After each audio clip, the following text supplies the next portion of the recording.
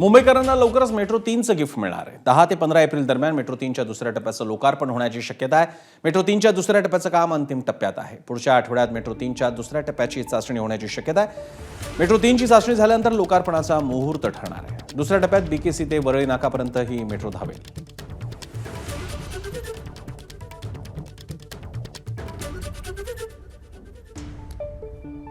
मुंबईकरांना लवकरच metro 3ची gift.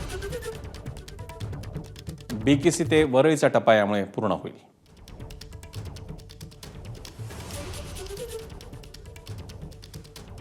Metro 3चा संपूर्ण मार्ग आरे ते कफ परेड अशा प्रकारचा आहे। सध्या हा टप्पा सुरू आहे आरे ते बीकेसीचा। दुसरा टप्पा हा बीकेसी ते आचार्य अत्रे चौक वरळी नाका अशा प्रकारे असेल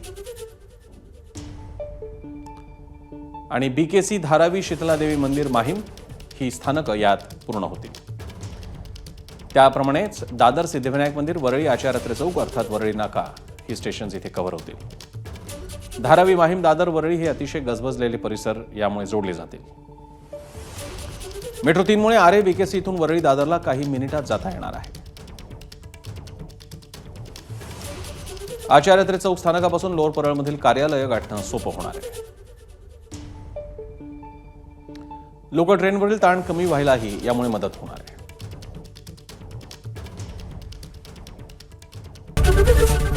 एबीपी माझा, उघडा डोळे बघा नीट।